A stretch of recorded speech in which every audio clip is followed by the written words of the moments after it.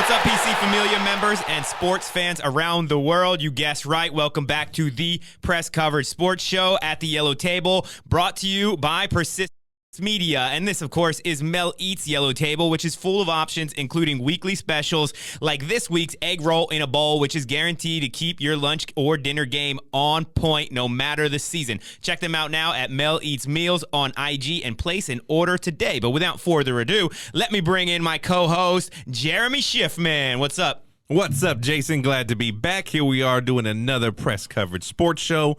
We're through the first round. Wildcard weekend was a success. College Football National Championship, a blowout, but I'm glad to be back here on the Yellow Table. Me too. Yeah, as we're working our way into the playoffs, like you said, we kind of had a dud in the national championships, but I feel like the NFL semi-delivered this week. Like, I wouldn't say it was like the best slate of playoff games that I've probably ever seen, but I liked it. I dug it, and probably the best thing that I'm taking out of this past week is the future matchups that we ended up with now in this week. Yeah. So I'm pretty stoked on that. Divisional round always is the best football, but wildcard weekend, we had drama throughout. Yep.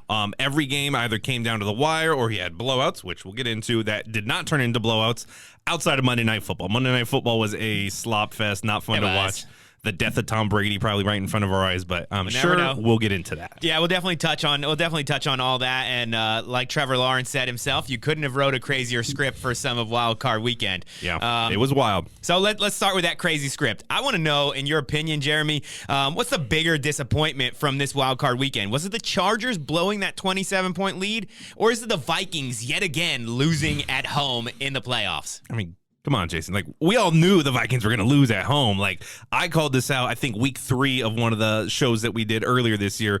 Vikings are phony. Titans are phony. They lived up to their billing. The Vikings were a 13-win team with a -3 point differential. The lowest point differential from a team with 13 wins before was like 65 points. Oh, wow. So they were -3, obviously positive points. -3. We knew the Vikings were not that good. We knew they had a great wide receiver. But on 4th and 8, Kirk Cousins throwing a 3-yard pass to his tight end. Like, if nothing says Kirk Cousins more than that play. Do you blame Kirk Cousins for that, or do you blame Kevin O'Connell for having somebody run a 3-yard route? Why is it there? Why is it even there? He's probably pulling down the safety or the linebacker to free up Justin Jefferson or KJ Osborne right behind that sticks mark to get the first down. So every route has a purpose. I think Hawkinson was a purpose to decoy and get the first down, but of course it's Kirk Cousins' fault. He's the one who threw the ball. Yeah, but the coach has to call the right layer scheme, right? You have a layer scheme that doesn't involve a 3-yard out also, okay? Sure, you have a layer scheme that involves a 7 or an 8-yard route. So, I feel like that's a toss-up. I feel like there was a few coaching failures this weekend. Plenty of them. But those are a lot of good stats. So I'm guessing you're leaning towards the Chargers and their 27-point debacle. 100%. Chargers had a 27-0 lead, ladies and gentlemen. We all seen this game. We thought, okay, Justin Herbert in his first playoff game, this is what he's all about. This Charger team that a lot of people picked early on in the preseason could go to the Super Bowl. A lot of people like him. And then they got hot and healthy somewhat outside of Week 18. Mike Williams, why is he playing? And the Chargers up 27-0 going in late in that second quarter. Everyone felt good. I have a couple Charger fans in my life, diehard Charger fans. Yes, they do exist. And that we're routing and raving, is super excited about this. Like, all right, we're going to get Chiefs-Chargers next week. This is a matchup that the Chargers have won in the past AFC in Arrowhead. West. Yep. They would be comfortable in that. Like, Chargers could legit go to the AFC Championship now. And then it all unraveled. They ran the ball 7 times in the second half, a la the Atlanta Falcons in the Super Bowl against the Pats and Tom Brady. The kicker, Dicker, what's his first name? Cameron Dicker. Cameron Dicker, the kicker, was so good for them all year. Missed one kick for them all year. Misses a kick in the fourth quarter, and that's usually how the Chargers lose. A game-winning kick by their kicker does not go in their favor. I think he's a rookie kicker, though. He is a rookie. He made a few big kicks in college. He's got that famous one with Gus Johnson, Dicker, the kicker. Yeah. That's where the nickname came from. So he had a rough first showing. I'll give you that. But for him to miss one, for Joey Bosa to lose his mind not once but twice, to give them an easy 1-yard 2-point conversion, everything that could have gone wrong did go wrong. Why are you snapping the ball with 15 to 20 seconds on the play clock? Why are you not bleeding every single play clock down to 2 seconds to run down that game? Like, you did not need to score another point, which inevitably they did not.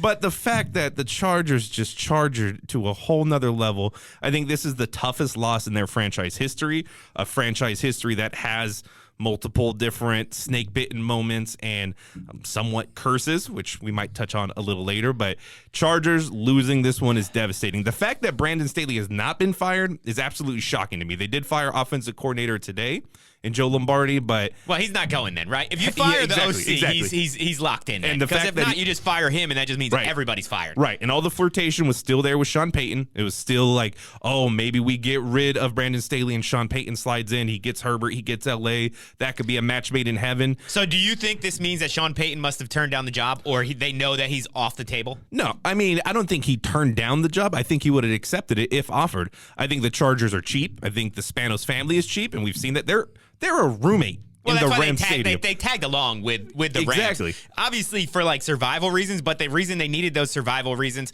were because they didn't want to invest in the city of San Diego, 100%. which I think was stupid. People liked them down there, and they had a home. Now they're just they little don't brother. have a home. And keep in mind, I did work for the Chargers for a year and a half with them in LA. I ran their retail operations. I understood in those meetings what the internal operation of the Chargers.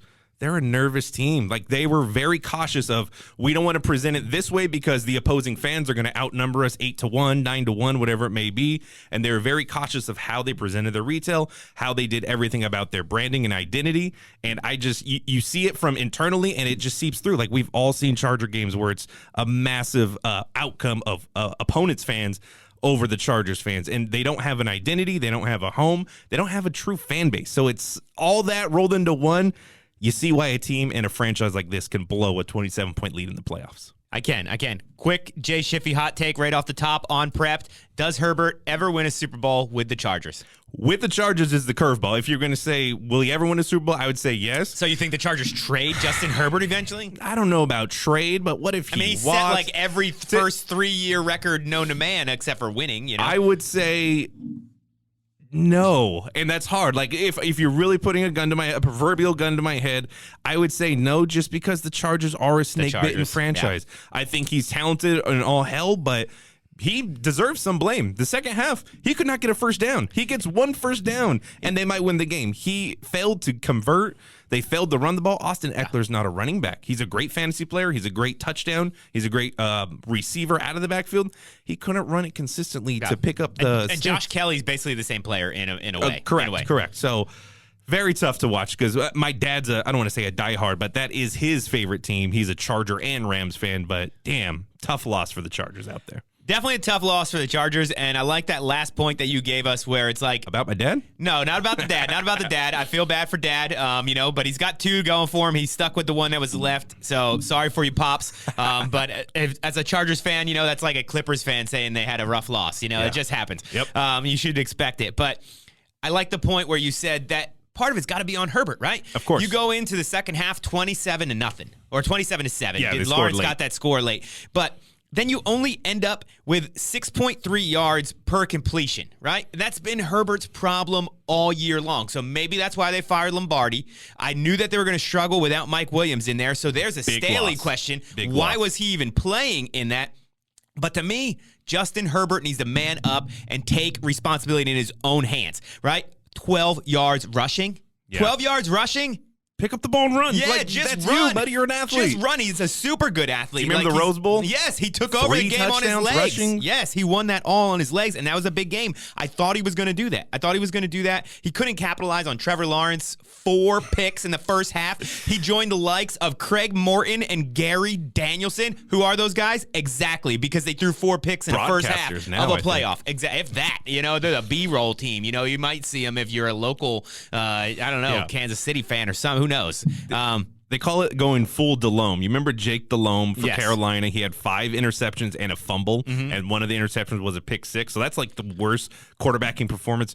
Trevor Lawrence almost did that all in the first half, and yet he came away victorious. That doesn't make sense. Yeah, doesn't make much sense. But Trevor Lawrence is now becoming that dude. He's showing up at the Waffle House after the game. Yep. I'm saying I like his swag. He didn't let it. He obviously didn't let it bother him. He came out. He threw 2 key touchdowns. He got that key 2-point conversion after he capitalized on some penalties.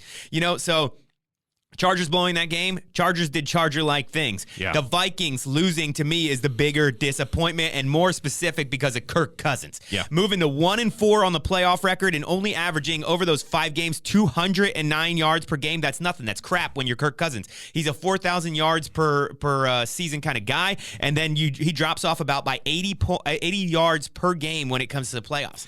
For our IG post, could we get the Denny Green, we are who they thought they were meme, and just drop that in there? We're throwing it in there. And the Vikings are who we thought they were, like you called out in the beginning of the year. I wanted to hang in there. I like Kirk Cousins, right? I thought he had a bad rap with this big game Kirk, and we saw him rocking the chains on the planes. Shirtless.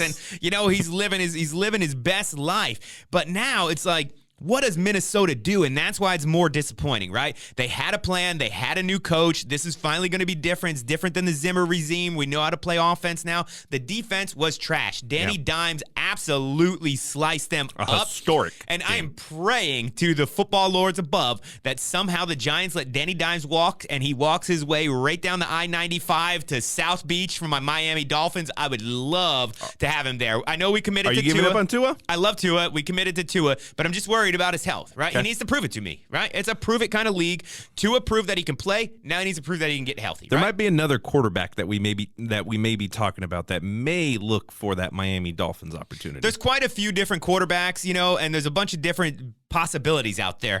But what I'm saying is the disappointing part is I got sidetracked by Danny Dimes' stellar day at the office. You know his the stat line that he put up that no player's ever done?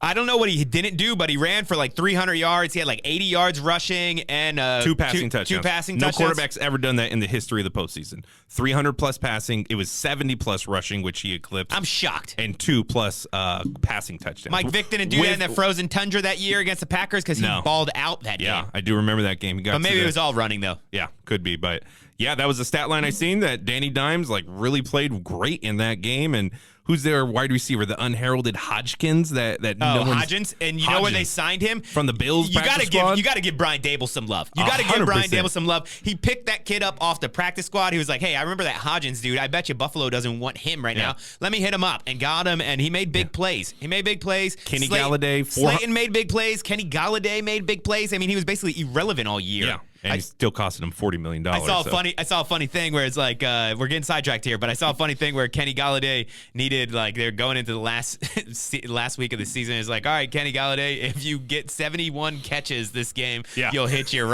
you hit your stat bonus or whatever. So that's a bummer. But you know what's a bigger bummer though is what I was starting off with, Kirk Cousins. Because now what do the Vikings do, right?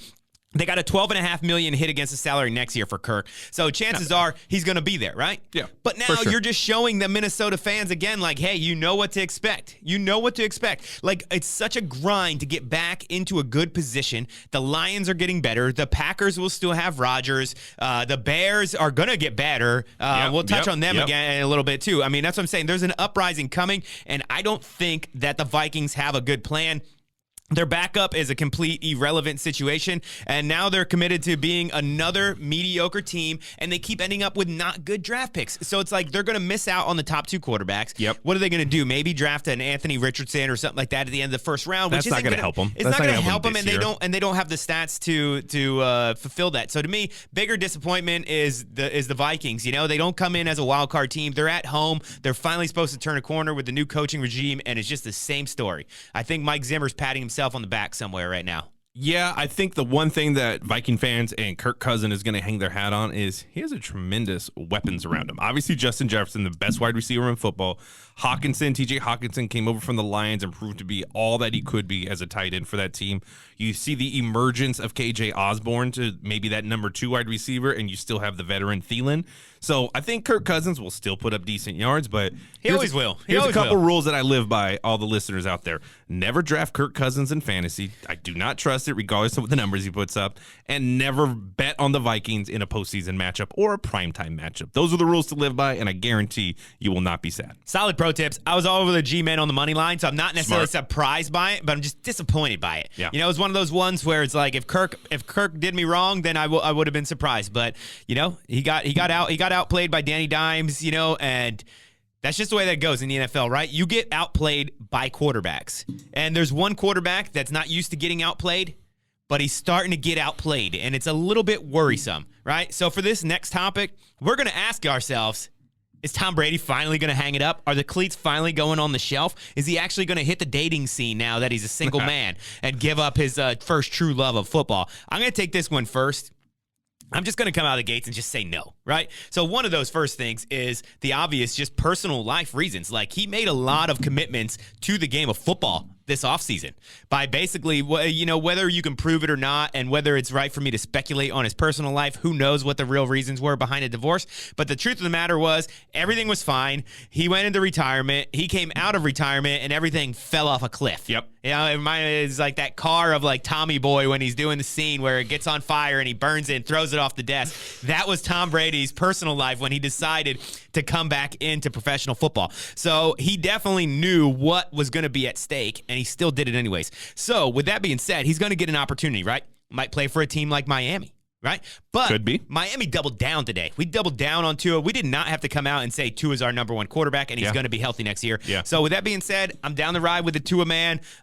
So I like it, but we're going to have to come up with a contingency plan. So Tom Brady's not a contingency plan. He's a right-away plan. But I saw even Sean Payton coming back to the Saints with Tom Brady as an option. What for, though, for Tom Brady? Like, you're going to stay in a shitty division to there you go. To eventually win it. But, like, the Saints do not have a great roster around them. Alvin Kamara has gotten worse, not better. I saw the Panthers, too. Panthers potentially, but I think they're a big key in the draft this year. I think them, and we'll get into that, them and the Bears, they might have something that makes sense that works out for both sides. But they might. But here's the fact, right? Tom Brady led the league in pass attempts, right? When you're that old and 45 leading the league in passing attempts. And you lead the league in passing attempts, that means you still got plenty in the tank. And not only did he lead it, but he was third in yards. It's tough to get yards in the NFL, and his receivers were hurt all year. Who knows? Maybe he gets Gronky Kong to finally decide to come back. I don't know. I mean, not for the Bucks. I don't know. Why? Did Gronk hate the Bucks or something? Or you got inside information? But I think Gronk just has other things to do in his life. Like, he came out of retirement. He won the Super Bowl. He already did it for him. With 2 touchdowns and then he retired. He's seen how shitty they were this year, and he's like, nah, I'm good. I'm good. Yeah. But they had the most banged up offensive line in the league, arguably. So he's still got the best left tackle in the league in Tristan Wirfs at Tampa Bay. I think there's even more of a possibility. Who knows? Maybe they can Todd Bowles. It would suck to be Todd Bowles, but maybe they probably should. Maybe they can Todd Bowles and get rid of Byron Leftwich. It's a bummer because I was big on Byron Leftwich before this season. But this season, man, they fell apart. They didn't even run the ball. They got playoff Lenny, and they didn't even run the ball. What did Tom Brady throw? Like 60 passes or something? 66 freaking passes. That's You're not going to win. They ran the ball 12 times. Byron Leftwich should be fired right there immediately. How do you like that about your play breakdown? 66 to 12 rushing to passing. Playoff Lenny is a thing for a reason. They should have fed him. I thought they were resting him to just have a 30-carry game this game, and they just didn't give it to him. Yeah. And the Cowboys didn't pull away because that freaking Maurer guy kept freaking... When he missed the fourth one, I thought he was doing it on purpose. I was laughing. Did you see, though? The kick went right through the middle, and then it was like, nope. Like, it intentionally did it for our humor. That's crazy. The Manning cast, I don't watch the Manning cast, but I do catch, like, the clips afterwards. Peyton lost his mind. It's too much for me, but the Manning cast was gold last night with Coach Prime and everything. But what is going to be gold is that a bet on Tom Brady coming back next year. I said there's no way he retires. You know, last night he looked god-awful, and I'm just saying his passing accuracy. He was missing Mike Evans by 12 yards. He was missing Chris Godwin by multiple yards, and it wasn't just 1 or 2. It was like 5 to 10 where he just looked bad. He won't get sacked anymore. Like, anytime someone gets close, the ball's going in the dirt. Phillip Rivers was great at doing this for years, and Brady has turned into that, and I get it, you're 45, but you're still playing quarterback. So one side of me says, like, nah, hang it up, Tom. You got your 7 Super Bowls. You have nothing left to prove. All-time leading passing attempts, passing yards, passing touchdowns, everything you can think about it, you've done. The other side of me says this guy's competitive. He didn't leave his wife to come for this shitty season with the Bucks. That's what I'm saying. He left his wife to still get some more drip. He wants another ring. Yeah, something. He wants that taste of Super Bowl. He probably wants to stick it to the Patriots, I'm assuming, in some form or fashion. So I think he comes back as one season as a hired gun. Like, who needs a quarterback the most right now? And again, he left his wife to come back and play football this past year. He's not going to leave with this horrible taste in his mouth. Crazy thing about it, he's still passing for 4,000 yards. Look at last year. With banged up receivers, too. Exactly. Back-to-back years with 4,000-plus passing yards and 40-plus touchdowns. That doesn't happen often, let alone a guy at 43 and 44. So what can Tom do at 46? I think there's 2 teams that are obvious. and make the most sense. Two teams that really don't have a quarterback right now. The Give first them to one, me. the Las Vegas Raiders. Picture Tom stepping in there. You have Devontae Adams, top 2 or 3 wide receiver in the league. You got your slot receiver. Renfro, perfect. Let's call it for what it is. Yeah. A small, white, shifty Yeah, dude. exactly. A Welker mold, an Edelman mold, a Danny Amendola mold. It's his guy. And then you got a big dominant tight end when he's out there on the field, in Darren yeah. Waller. Uh-huh. And a defense. Defensive line that can get after it. Like, Tom Brady, when he was younger, he had great defenses. But if obviously, we got to talk about the head coach, Josh McDaniels. Yeah. Like, McDaniels only had success when Brady was his quarterback. They know the offense. They know how to work together. But do you think McDaniels wants to be tied to Tommy again? I think McDaniels wants to do anything to keep his job after this year. I can't believe he didn't get fired. I thought he was getting canned after week 7, 8, 9, or 10. But Good point. I think it fits with the Raiders because guess what? Derek Carr's leaving the Raiders. He made that clear. Yeah. Jared Stidham's not their future. They don't have a top pick. No, they need something. And you don't really want to go into the season like all we have is maybe a 15th, 16th pick overall with that quarterback. So Tom Brady makes sense there. But there's one team better, and it makes the most sense in the world. And it's drama-filled, and this team has a Super Bowl defense right now. And next year they will have a great running game with a healthy O-line, with a healthy second-year running back, and they have great young wide receivers. I know where you're going.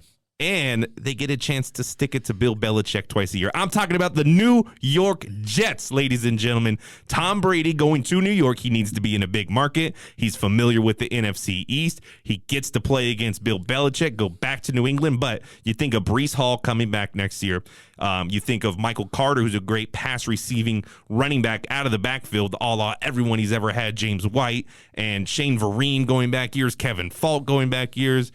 That's what Tom Brady likes in an offense, and that defense is a Super Bowl defense. Like your Dolphins got into the playoffs remarkably without scoring a touchdown in Week 18 against the Jets because they held them to field goals, but you got lucky at the end. Your kicker kicks a field goal.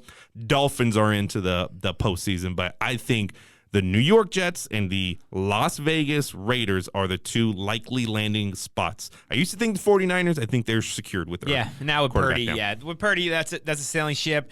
I agree with you. He's coming back. I like the Las Vegas Raiders. I get that the Jets make sense, but it's just too cold there.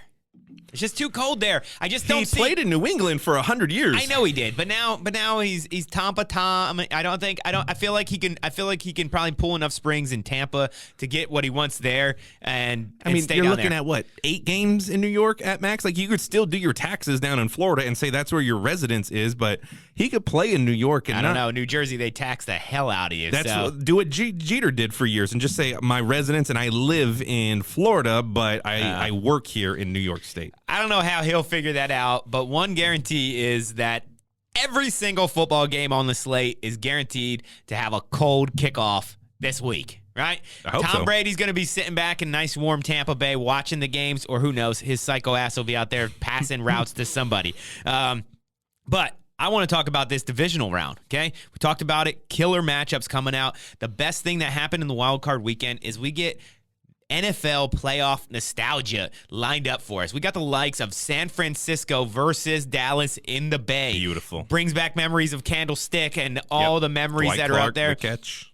Growing up in the tri-state area, there's no bigger matchup than Philly and Giants. Yep. Philly and Dallas gets all the hype like nationally because it's Dallas, but when you live there, Philly and the Giants, that's the game you want to win when you're an Eagles fan or a Giants fan. This game is going to be huge. Do they have a nickname for that rivalry? Is it I-95 rivalry? Is there something specific to it? Or It just is. I mean, it's Eagles, Giants? kind of the battle for 95, but I mean, Yeah. shit, you could say that with any major city on the right. East Coast. So I'm not, it's just you want to win that game. Yeah. You just want to win that game. Back in the vet, you didn't dare step in there with a Giants jersey on. It was even worse than a Cowboys jersey. Get batteries thrown at you. Yeah, exactly. Or shanked in the urinal, Seriously, it was rough. happens. It was rough in the vet. But that's what I'm saying. We got these kind of matchups. The Jags Chiefs, not crazy about it. But the other AFC matchup, we get to see that high emotion game again. Between the Bills and the Bengals after the DeMar Hamlin 3 thing. weeks later. Which I'm super thankful. DeMar is doing good. Absolutely. There's a lot of rumors that he's going to be in the stands that day. And it's just going to be, that place is going to be pumped. The players are going to be full of emotion, so it's going to be a fun game to watch. But I want to know, Jeremy, in your opinion, what's the highest seed that's most at risk this week in the divisional round? Yeah, so all the home teams, you got to love their chances to get out of this round. I think the Bills-Bengals is probably the highly touted matchup with two really good teams. Bengals come in with a 9-game win streak. Bills did not look good last week against your Dolphins, but you got to think some of that is a little bit of an exhale. Like, all right, we got the Dolphins. Skylar Thompson hasn't done anything. We let him off the hook. Yeah, they were up 20-0, but one of the touchdowns got overturned, so you're up 17-0 right before half. And the Dolphins just kept fighting. And we came back, and McDaniels, I know he's a rookie coach too, while we're on this topic real quick. Yeah. He blew the game. How do you go 4th and 1 and not get a playoff in time? So 4th and 1, not get a playoff in time, but that was the problem all game long, right? All game long, the play clock is ticking down to zeros, and he didn't find a new way to get the plays in to Sky Thompson. So come on, McDaniels, you got to figure that out. But to me, the really damning one, we're up 24-20. The defense is playing out of its mind right now. Back-to-back 3-and-outs, plus a defensive touchdown. And what do we do on 3rd and 19 in our own shadow of goalposts? Do we run a draw or something simple? No, we run 4 go routes and tell Skylar Thompson just to throw up a 20-yard punt, a.k.a. an interception. So, yeah. Mike McDaniel, shame on you. Learn from it. But go ahead. Who's got the chance? So, really like that matchup. Still siding with the Bills, excuse me. I think, you're going with the Bills over Bengals? Bills over Bengals. I think Josh Allen, this is like his time. Like, he is, if not the best, one of the top 2 to 3 best quarterbacks. I'm not just saying passing ability. I think he got a little bit in his own head. He was launching. It was a first down. 60-yard pass. 2nd down, 60-yard pass. 3rd down, 60-yard pass. 3 and out. It's like, be a little more strategic with how you're throwing. And I think he got a little bit in his own head. I think his legs are the biggest difference maker on a 3rd and 7 of what we've seen. Like, every great quarterback that is mobile, they make those runs when that time matters in the postseason. So I do like the Bills.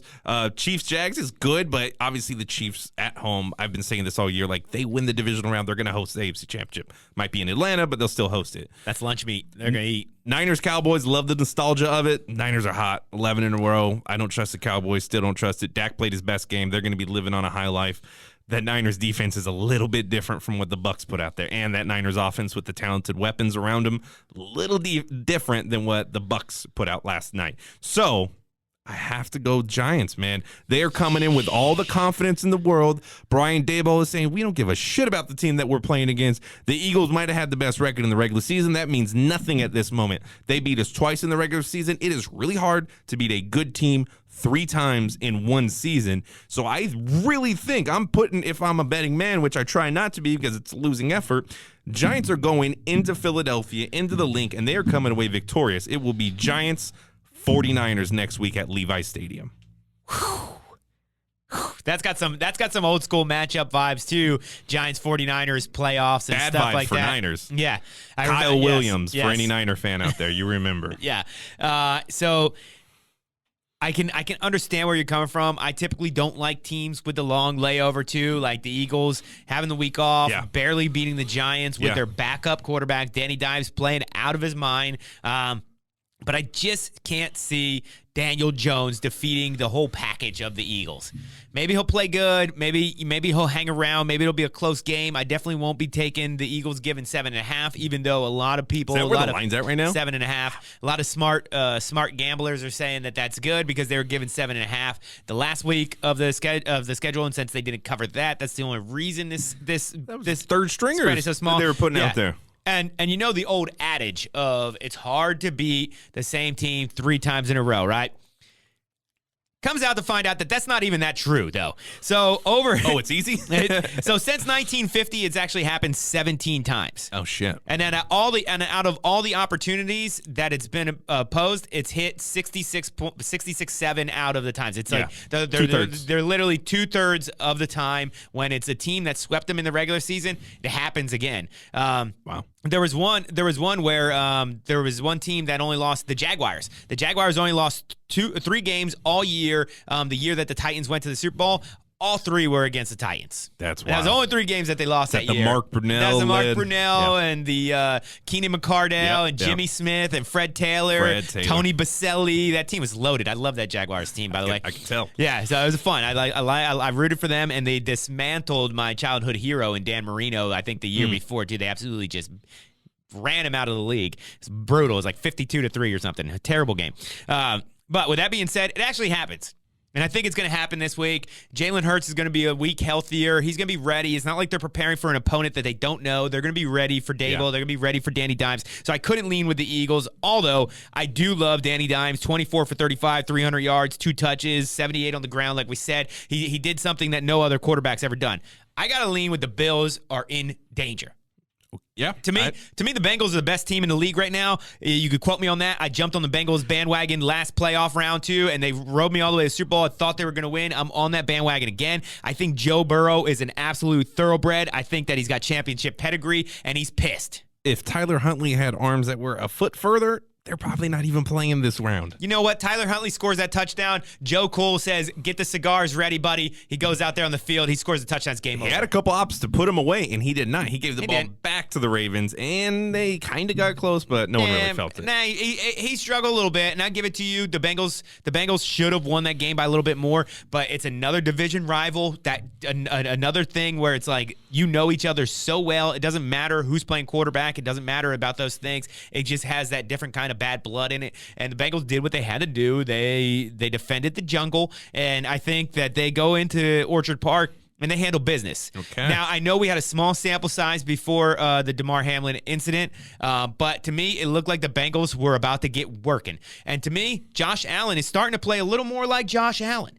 Now you see Brian Dable with Danny Dimes, and I saw a take. Josh Allen, Danny Dimes looked a little more like Josh Allen than Josh Allen this week, and it's pretty true. I mean, they ran the same kind of game plan. They even ran power runs with Daniel Jones, which is like beautiful. It's great. It was a great scheme. Like Saquon's a lead blocker, you got a tight end coming around the edge. And Danny's finishing those runs like he ain't sliding, baby. Of course. So I mean, hopefully it's a wake-up call for the Bills, but I don't think so. I think Joe Burrow is going to have their number. And, you look at the Dolphins team, if we didn't go down there and score all those damn field goals and you flip 1 or 2 of those into touchdowns and Mike McDaniels, holds his stuff together a little bit better as a rookie head coach, I think we could have beat the Bills, we definitely had our opportunities. I feel like at a point, there was 2 different points, right? The Bills gave us the game back with a couple of interceptions that didn't need to be thrown, especially one of them was tipped. And then once we got the game, we had it, and then we kind of gave it back to them. So, and then that's where the Bills capitalized.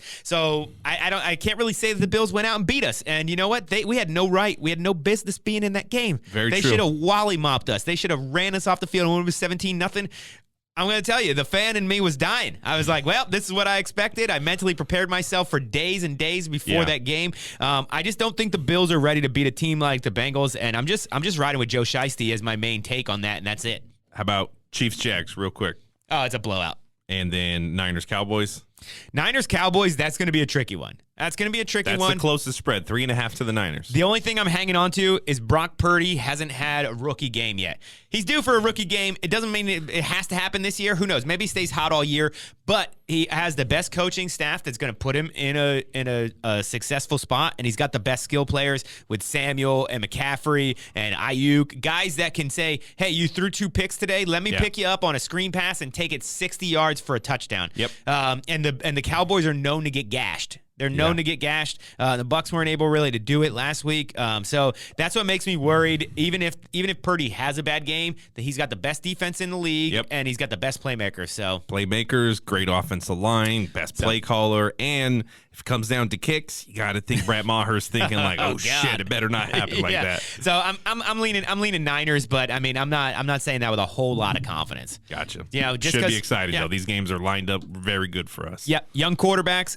playing their asses off this year. A lot of interesting things. You had Mystery Relevant and Purdy still alive. You had Sky Thompson, who was the second to last quarterback taken. You had Anthony Brown taking snaps for the Ravens, who was the first undrafted restricted free agent quarterback signed. So it's basically you had the last 3 quarterbacks to make rosters playing in the playoffs. All right.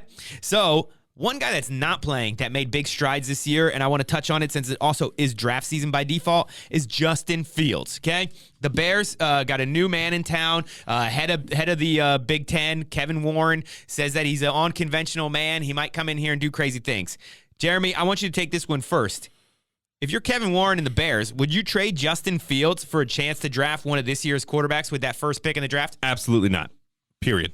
2 reasons. One, as you can tell by now, I bring up fantasy quite often. We are in a keeper league. I drafted Justin Fields in the 14th round. He is going to be a great keeper for the next 2 years that I can keep around. Yeah, you crushed with it. a 14th round value. So him in the fantasy realm, obviously with those rushing yards, big numbers. But no, you do not trade back. Or excuse me, you do not trade him for a Bryce Young, a CJ Stroud.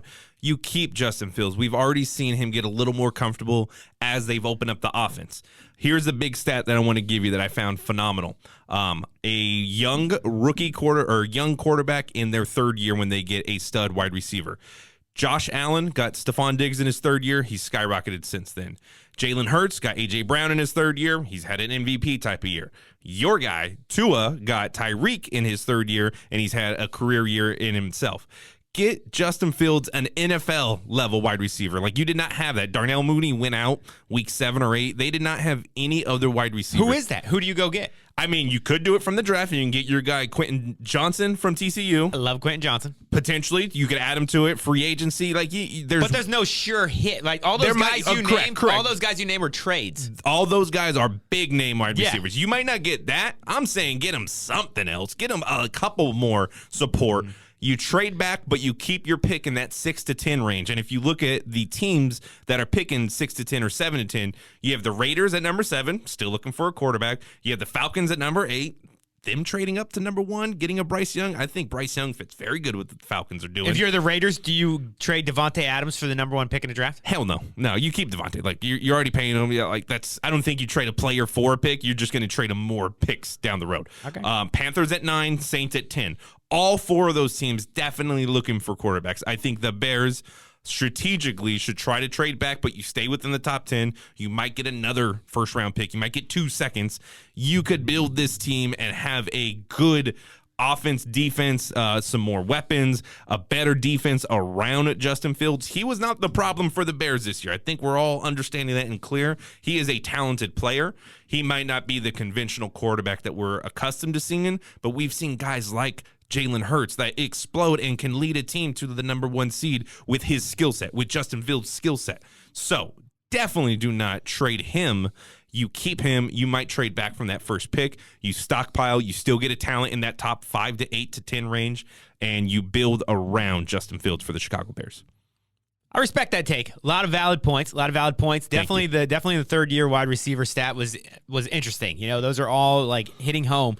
But like I said, those are all guaranteed NFL products that are guaranteed to produce. No doubt they do it every single year throughout their season, right? This is something completely new, right? The team to me is complete trash. Like the whole roster needs to be redone, right? So Justin Fields is coming up on year 3, right? Yep.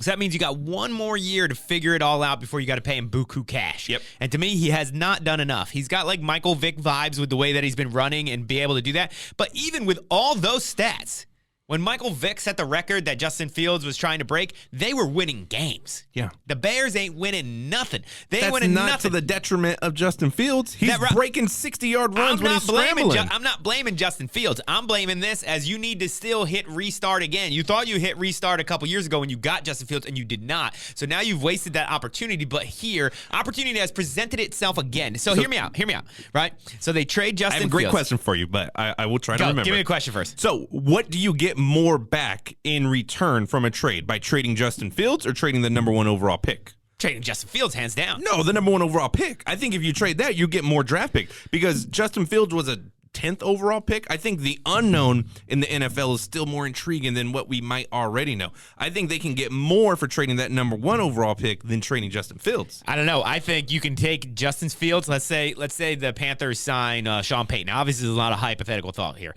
right? So Panthers get somebody like Sean Payton. Yeah. Okay? You got Justin Fields. Sean Payton, quarterback whisperer, whatever, blah, blah, blah, blah. He had Drew Brees. He's a Hall of Famer. Yeah, like, exactly. They work well. Exactly. It's a bunch of nonsense. So I'm not even sold on Sean Payton being the fix-all, heal-all coach of the century. But a lot of people are.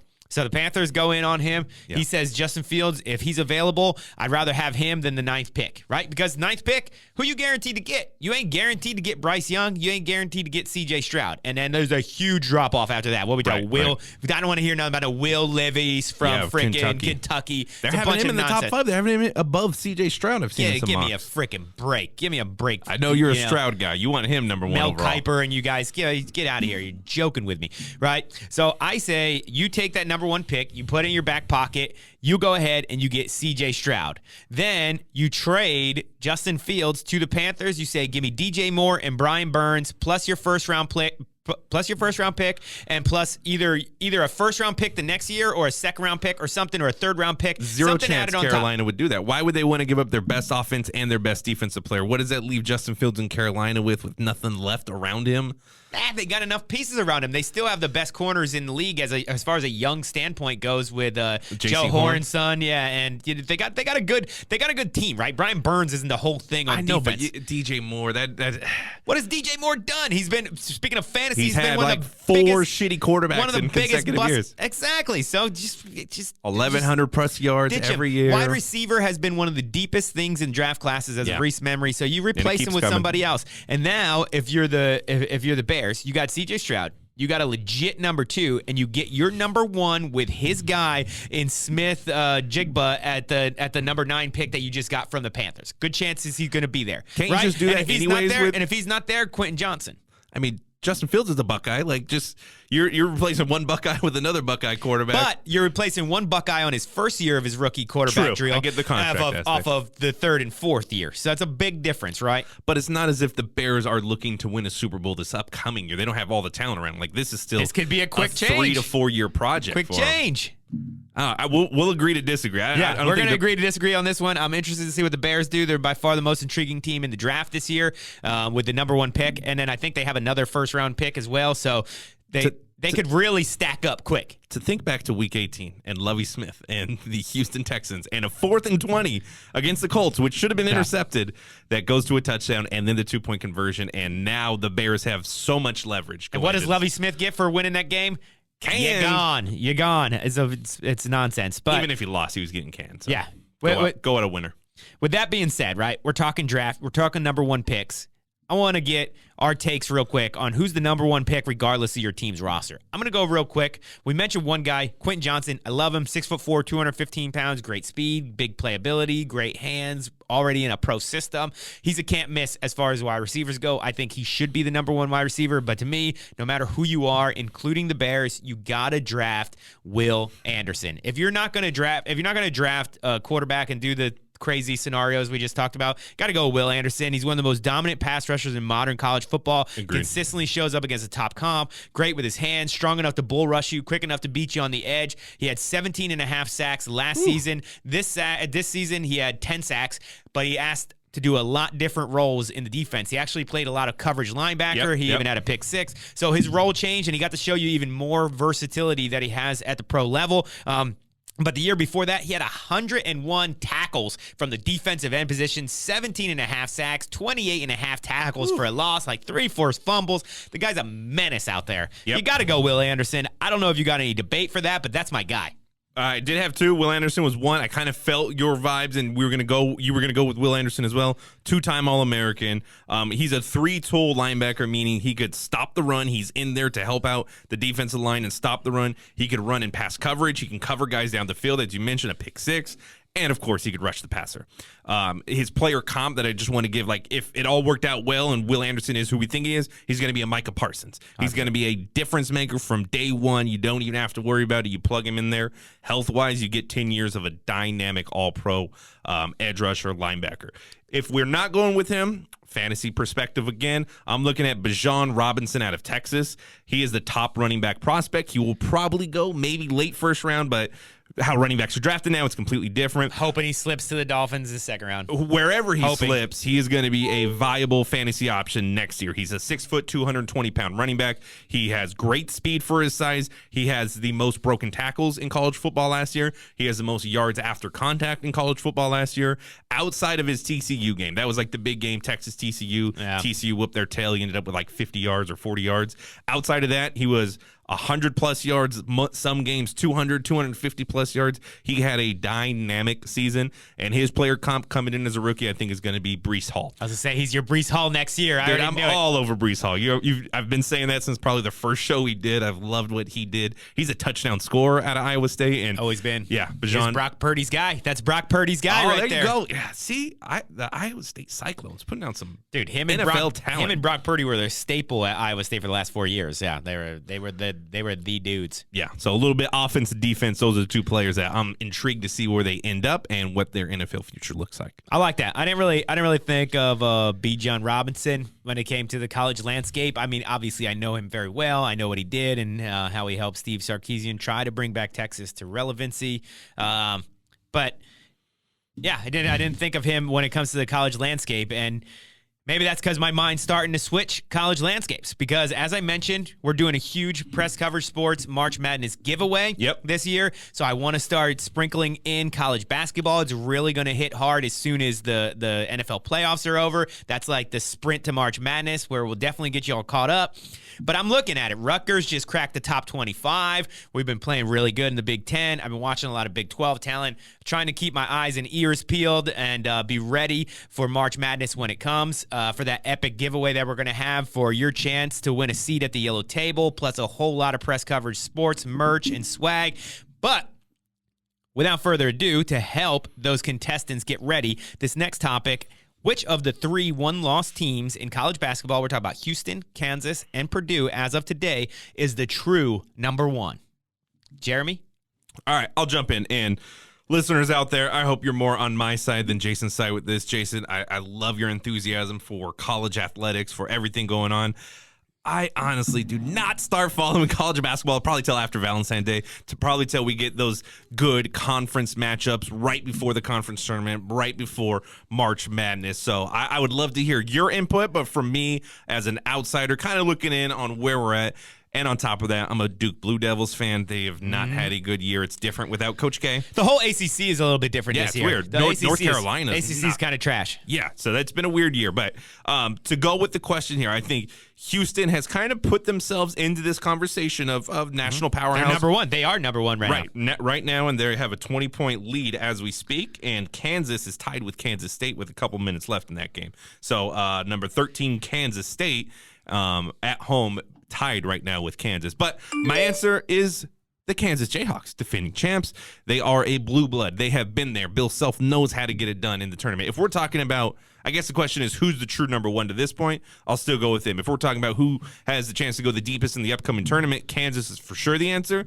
But the Kansas Jayhawks, everything they have done for years and years and decades, I have trust in that more than what the Purdue Boilermakers are going to put out there, or what a new upstart Houston Cougars powerhouse of what I'm supposed to believe in. But right now, Kansas Jayhawks, baby. I don't want to disagree with you just for the sake of disagreeing. I want to give the listeners solid advice out there if you're trying to get an early pulse on the college landscape. I have to agree that Kansas is number one. They're the most experienced team. 4 of their top 5 players are either juniors or seniors. Jalen, their forward, Jalen Miller, is probably one of the best players in the country. He plays ball. He's averaging like 19 points per game. Their only loss was to Tennessee. At that time, they were number 22, but since then, they've rose all the way to number 5. They just had a skid against Kentucky, who's also sliding this year, so a lot of the Blue Bloods are struggling. Kansas is the only one that's been as thorough as they always are. They got Bill Self, so they got the coaching heads up on those other 2 teams that we're talking, Houston and Purdue. But the thing is, they'll be fully battle-tested. 5 of their next 6 games, I believe, are against the top 25. One of them tonight, Kansas State. Yep. Obviously, that's huge rivalry. Okay, so it's always a tough game. They're hanging in there. We'll see who ends up coming out on top. But even if they lose, I'm still keeping them a peg above. You got Purdue. Their only loss was to the Rutgers Scarlet Knights this year, but they probably got the best player in the country, Zach Edey. He's averaging 22 points per game, 14 rebounds. The guy's an absolute stud. But college offenses do not work well when they're centered around a center when it comes to the tournament. So I'm struggling with that for Purdue. It's a guards game. Matt Painter always loses big games. He just does. I'm not saying they're always his fault from a coaching standpoint, but the team just never comes through. In the end, I think of that like double overtime loss a few years ago against Virginia. They put out NBA talent, but they just never seem to get it done in March Madness. And 3 of their top 4 scorers beyond Edey are all freshmen.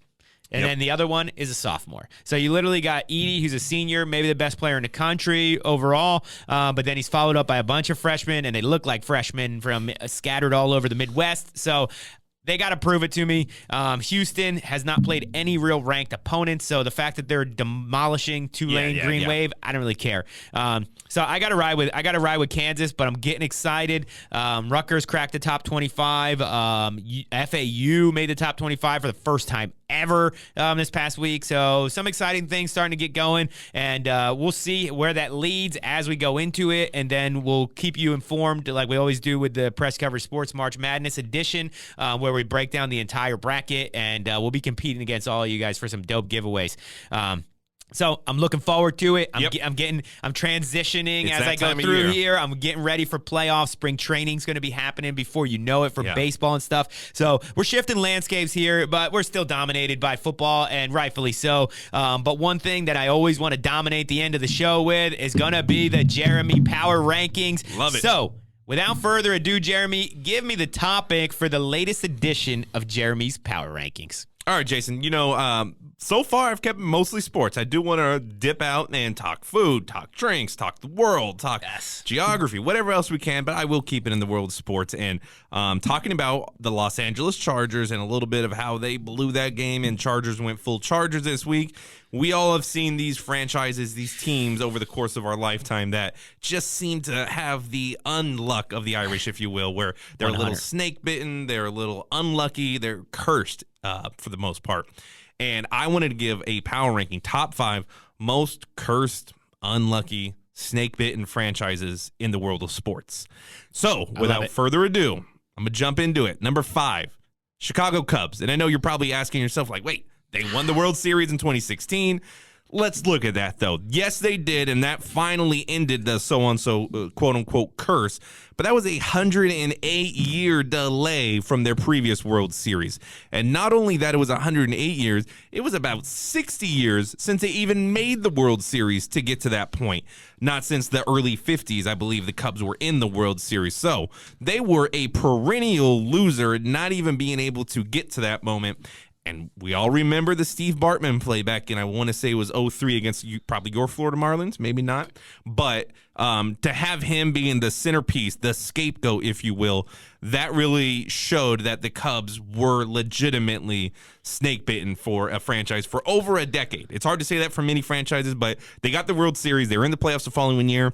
This past year, they had the worst record in baseball, so they might go right back into a 100-year drought of not winning the World Series. Just brace yourself. They could slump in there. Not bad at number 5. Right. They did hit that World Series, and I think Moises Alou drops that ball anyways, or maybe it skims off the wall.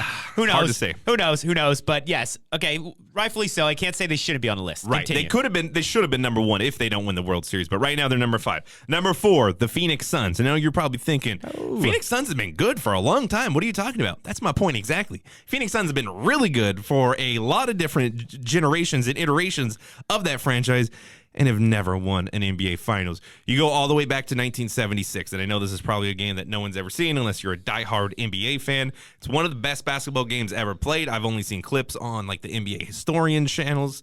It's in double overtime. They're down 2. They throw in the ball with like a half a second left, and literally the player tips it in over his head from about 20 feet out. A catch, granny shot over the head, goes in to tie the game to send it to a third overtime. You would think they have all the momentum in the world. they still lose to the Celtics. They still lose that series. So they do not win in 76. You have the Charles Barkley, probably the best player of that era outside of Michael Jordan in 1990. He was dominant for the Suns. That year was his greatest year he's ever had. He gave the Bulls fits, and it did not work out. They did not win. That team dissolved very quickly. He was on Houston 2 years later, so his stint with the Suns did not last long. You go to the Steve Nash era, the greatest offense we've seen with Steve Nash, Amari Stoudemire, Mike D'Antoni calling the plays, Sean Merriman. Merriman was the linebacker for the Chargers, of course. Different Sean's. Yes. So that team was most exciting, and you get the Robert Horry bump that doesn't quite get them to have all of their players in the final Game 7 against the Spurs, and they do not go to the finals ever. Steve Nash never made it to the finals, which is shocking. Back-to-back MVPs for that Suns team. Yep. So they had great runs, but not winning. And then you go 2 years ago, Devin Booker, Chris Paul, up 2-0. Looks like they are definitely going to win the championship against the Bucks. Giannis reels off 4 straight. Suns do not win it this past season. And then this year, they're down and look at the standings. They're in the 9th seed. They have like a chance of not. They've been horrible without Devin Booker and Chris Paul. So they're falling apart. Suns number 4. Number 3, the LA Chargers. We've talked about it earlier. The Chargers. A couple of the plays that just show that they are snakebitten. 14-2, Marty Schottenheimer-led team in the early 2000s with Phillip Rivers. I love Marty Schottenheimer. With LT, with Sean Merriman this time around. They had a great team. The Tom Brady throws an interception with under 2 minutes. Chargers get it. Chargers are going to win the game. They just need to take a knee, and it's all over. The guy who intercepted it tries to run it back. He gets stripped. Patriots recover. Patriots throw a touchdown. Patriots win. That one hurt. 2 years later, they lose to some guy named forgot about that one. Mark Sanchez wins a playoff game on the road to go to the AFC Championship against another really good Phillip Rivers-led Chargers team, and they don't get over the hump. And then you throw in 27-0 is hard to ever come back from. Like 28-3, at least you had a couple points on the board for that Pats and Falcons game. And that was only halftime, like 27-0 to score 3 points the rest of the game. This team, and to compile that with everything we've said about the franchise, they don't have a home, they don't have a fan base, they don't really have an identity as a franchise moving forward outside of cool jerseys, and they're just, when stuff like this happens, you say that team is unlucky. I like the old school dark navy jerseys better. I'm not gonna lie, I'm not a huge fan of the powder blues. I like the Bolt. Always been a fan of the Bolt, but I like the old school LT dominant days and Junior Seau dominant days. That was the cleanest look they had. Their royal jerseys now for like the Thursday night color rush game, those are pretty sick. It's dark blue with the yellow outline of the numbers. So Chargers never lost with the jersey battles. They've been good. Yeah. Number 2, the Detroit Lions. The fact that they've been around the NFL as long as the Bears, as long as the Packers, as long as the New York Giants, like 100+ years in the NFL. Never won a Super Bowl, never been to a Super Bowl. They have, one playoff win, I think, in my lifetime. They've had the all-time great running back in Barry Sanders. After 10 years, he's like, I'm good. They had the all-time greatest wide receiver who was tall, who could jump, who could run in Calvin Johnson. After 8 years, he's like, I'm good. And nothing ever seemed to go right for the Lions, and yet they're still on Thanksgiving Day. But this team has been snake bitten, and I would love to see them win a Super Bowl at some point in my life. And the number 1 most unlucky, cursed, snake bitten franchise of all time, it's got to be the LA Clippers, man. They have been Clippers. They have been a laughing stock for years. And even when you think the Clippers won the offseason award for the NBA championship, getting Chris Paul and Blake Griffin and DeAndre Jordan, they have for 2 first-round championships to talk about. That's all they've ever won, a first-round championship. They hang those banners up in Staples now saying, we got out of the first round. They're very proud about that. And then you get rid of previous owner, I'm blanking on, probably for good reason, but Donald Sterling, and you bring in Steve Ballmer. He has all the money in the world. You think this is going to change their franchise, and it does. And it Kawhi, somewhat. Paul George. And you bring those guys in, boom, they won the championship, right? How many championships have they won since then? Oh, how many playoff series have they won since then? I think maybe 1 or 2 playoff series. So the Clippers did not make the playoffs. They beat Luka. They did beat Luka. Yeah, they beat Dallas. And although they didn't deserve, Luka balled out on their ass. But they've been to 1 Dallas. conference finals in their team's history. They missed the playoffs for like a 30-year stretch from the 80s to the early 2000s. I think they were up 3-1, and they choked that one away. They choked that away to Denver, and that's when the Lakers won the 2020 championship. So Clippers have been a punching bag. The problem is they have been the little brother in big brother's shadow forever. At least your Mets have won some World Series in the Yankees shadow. Clippers have never done that. The White Sox have won some World Series in the Cubs shadow. Clippers have never done that. So these little brother dynamics actually play into what I'm trying to rank here, and Clippers are the most unlucky franchise. They should have moved to Seattle a couple years ago. They had a chance. They would have had a dynamic difference up there. Yeah, and they would have loved him up there. I mean, the Sonics had a good following up there. They always did. And even them, they were never really all that good either, except for a handful of years. A couple good runs. But yeah, I like that concept of the Clippers being the worst little brother, I guess you should say, the littlest little brother. That's definitely true. They're living in the shadows. I don't know about snakebitten, though. My list has some similarities, and then it's also a little bit different, right? Cool. So I'm starting off with another NHL reference here. This is probably like one of like very few NHL like back-to-back episodes where I'm going to mention NHL. And the reason I'm picking the Maple Leafs, I remember like a viral video last year of this awesome Maple Leafs fan. I'll have to find it. But he's in like the most bitchin' Maple Leafs sports dungeon ever constructed, I'm pretty sure. And he's watching that game in the playoffs last year as they were finishing their latest collapse and choke. And he just starts freaking out after they lost, and rightfully so. But let me dive into a little bit of the stats and the curse behind the Maple Leafs.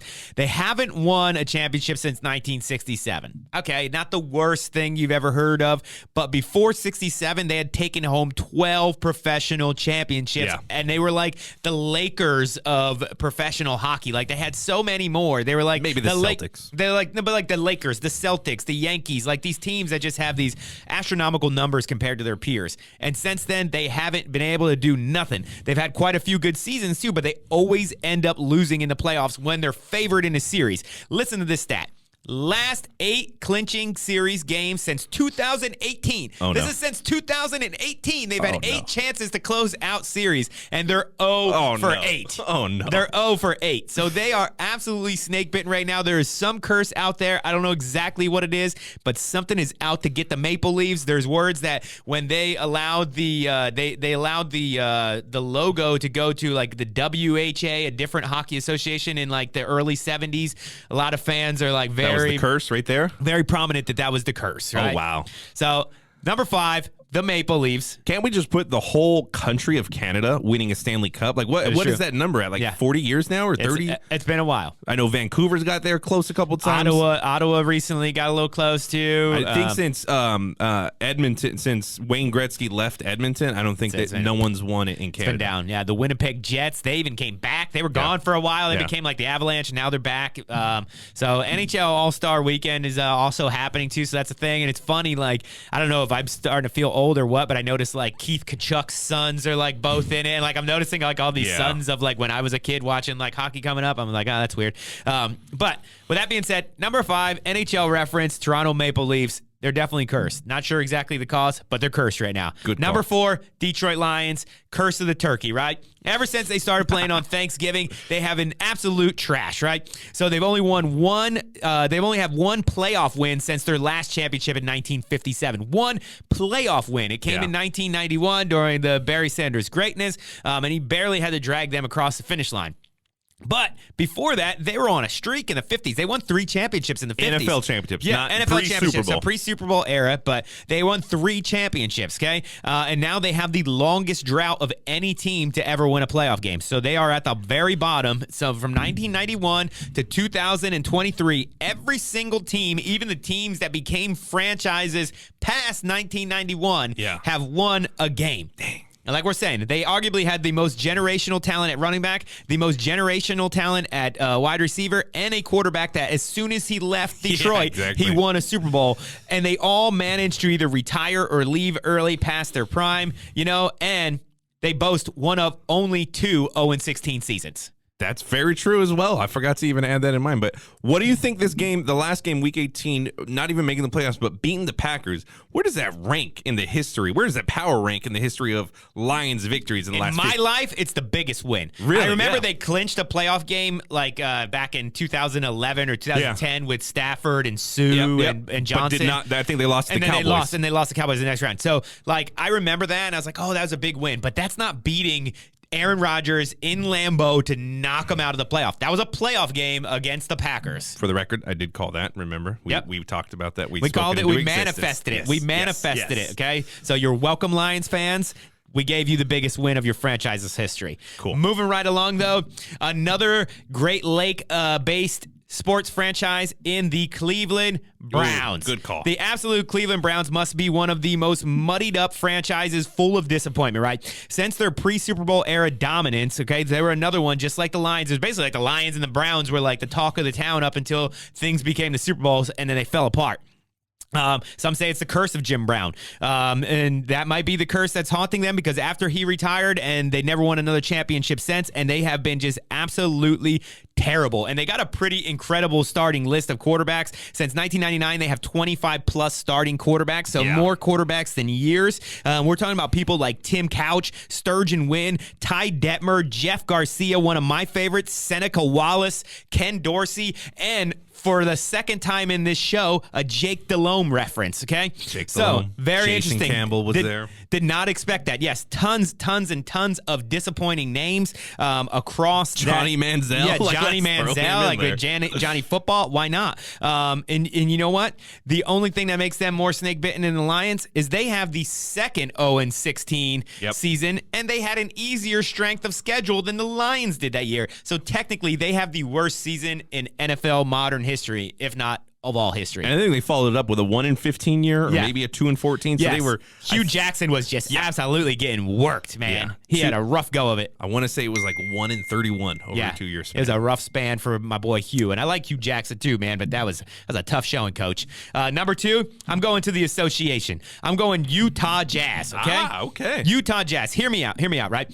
31 playoff appearances, no championships. And that's 31 playoff appearances in 49 seasons. That's the highest percent success rate of seasons per playoff appearances in history of pro franchise sports. Wow. Now, obviously, you go into account of the Celtics and the Lakers and the Yankees, you say, no way. But that obviously spans much, much longer than 49 seasons. Yeah. So they have the highest percentage of every season played versus making the playoffs, and they got nothing to show for it. Right. A lot of people call it the curse of MJ because of the 2 years that they had when they were truly the second best team in the league. They ran up against Michael Jordan.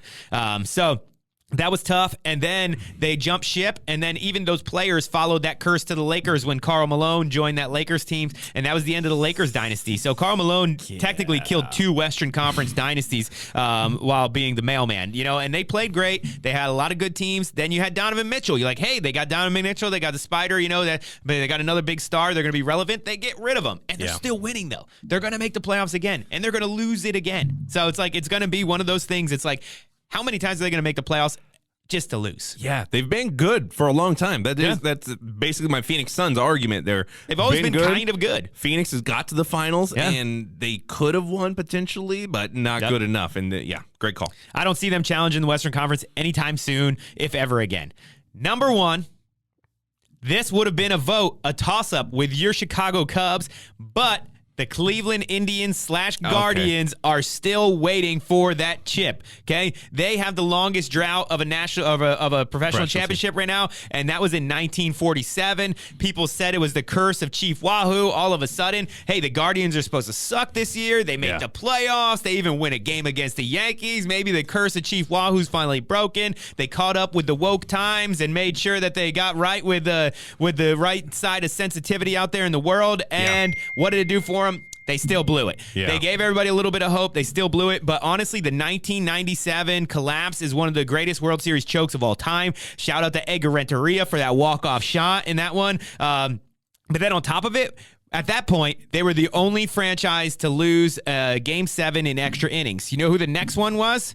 The Indians in 2016 when they lost to the Chicago Cubs. So literally, they did not know that in 2016 they were playing for the number 1 most snake-bitten franchise in press coverage sports show power rankings. But they were. Since they lost that game, I got to go with the Indians. And now, I haven't even talked about the 1995 Indians, which is, to me, arguably one of the greatest rosters of all time. Manny Ramirez on that team? Dude, it was like you were playing a video game, if you were playing MLB extra innings or whatever, the show. triple play, whatever it was back in the 90s, the show. Dude, that was the roster you would have built. You got Kenny Lofton, Omar Vizquel, Manny Ramirez, Jim Thome, Albert Bell, and even a still productive old Eddie Murray on that team. I mean, and the pitching staff was good. I mean, they were legit. They should have won that. The Braves ended up getting it from them that year. I mean, so when you end up with probably the most dominant murderer's row of a lineup that we can remember in recent history, especially since it was the steroid era, those guys were juicing out of their mind. Yeah, I mean, the Indians, man, the Guardians. When are they going to make it happen? I just don't see it happening anytime soon. So that's my number one. I'm going with the Guardians for the simple fact that they lost to the Cubs in 2016, or else it would have been the Cubs. I really like your list. I love that you have 2 Cleveland teams on your list. Yeah. I think Cavs minus LeBron James era is definitely on this list. Yes. And I definitely think the argument should be made that the Browns are more snake-bitten than the Jazz. So in theory, your top 2 teams are both Cleveland. So that's tough. I'm kind of sad.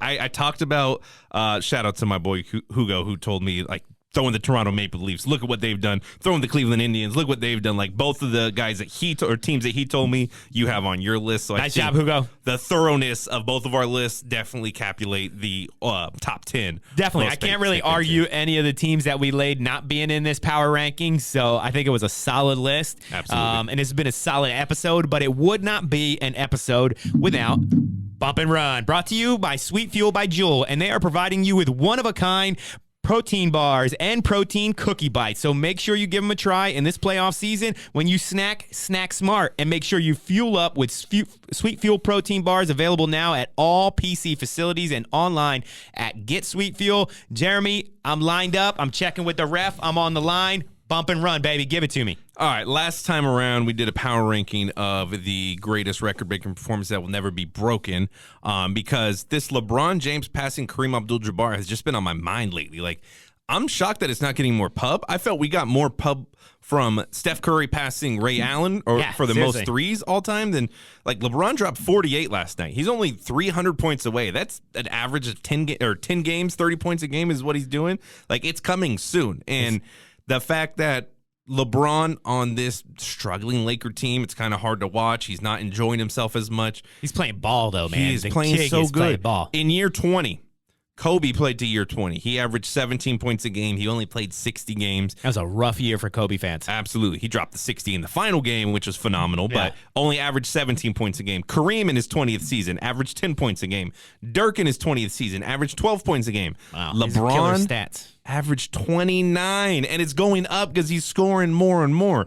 He's gonna finish his career top 10 all-time in made threes, top 6, if not higher, in all-time in assists out there, top 9 all-time in steals, and he's gonna be the top scorer of all time. Not to mention top 15 in rebounds as a forward, and everyone else on there is like small forward. Small forward. Everyone else on there is the old school centers, and they average 20 rebounds a game, like the Will Chamberlains and the Bill Russells of the world. So the track record that LeBron has put, we're all aware of the championships, the wins, everything.